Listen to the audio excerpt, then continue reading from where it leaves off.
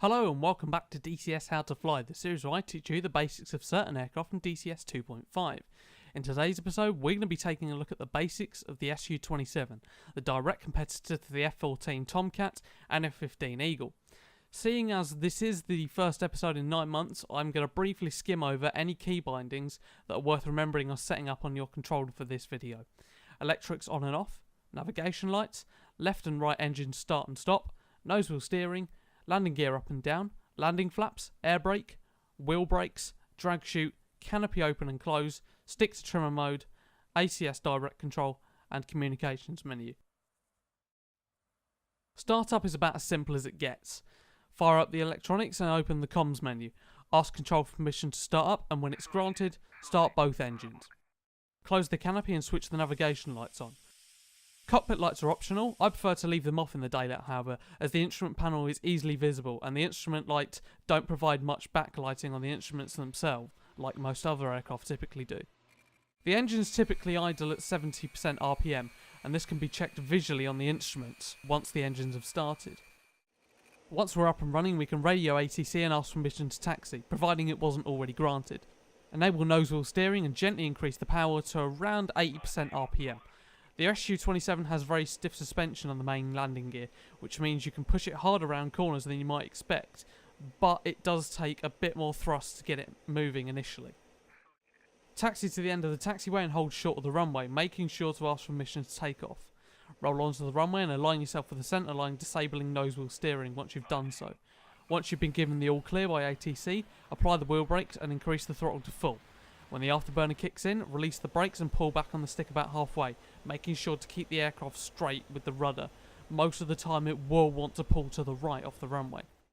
Once off the ground, maintain a pitch of 12 to 15 degrees and retract the gear. Climb and maintain 550 to 600 kilometers an hour. Once we're in the air, it becomes immediately apparent that the SU-27 is an incredibly sensitive aircraft and lacks the stability of its rivals.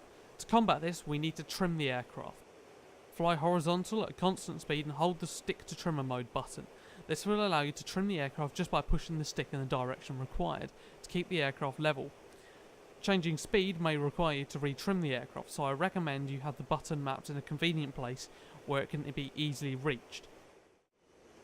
The instability also provides the SU-27 with a quirky yet useful feature, the ability to perform the Cobra manoeuvre. The Cobra involves thrust vectoring, which allows the pilot to point the nose of the aircraft vertically and slow down, possibly to drop back behind another aircraft. The Cobra involves the ACS direct control function I mentioned earlier, and can only be performed under certain circumstances. To begin with, ensure your altitude is sufficient. Anywhere above 1 kilometre is usually enough, and make sure your speed is below 450 kilometers an hour, else you risk serious damage to the airframe, like ripping your wings off for example.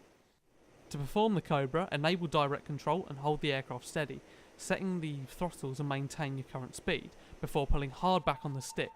Hold the stick all the way back and increase the throttle to full power, enabling the afterburner. When the nose of the aircraft stops to rotate, release the stick, but do not push the stick forward, else you are likely to put the aircraft into a flat spin, which I will come onto in a moment.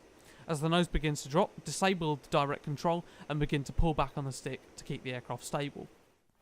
If you do end up in a flat spin, you will most likely lose all engine power, and as a result, the control surfaces will stop responding. To combat this, turn both engines off and restart one engine. The engine you restart will depend on the direction of your spin.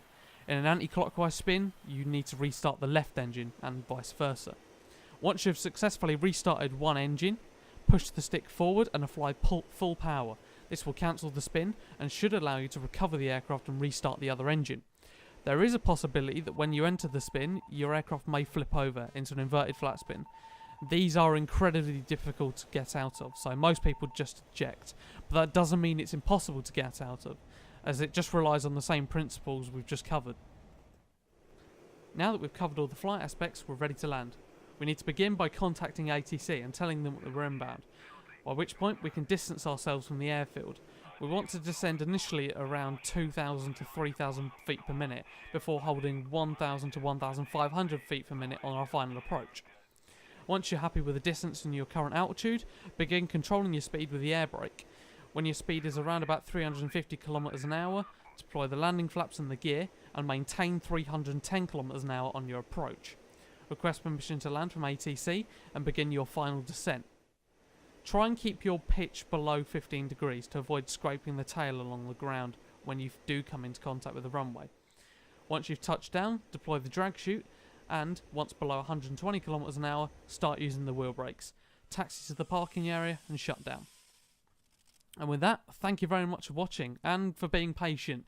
I know it's been a very long time since I uploaded, let alone made a DCS video, so you can all rest assured that I will try and finish the series over the next month or two, but like before, I can't guarantee anything. I will try and keep you updated, so make sure to watch this space and keep an eye on my Twitter because I'm much more active over there. So thanks again, and I'll see you in the next one. Ta-ra.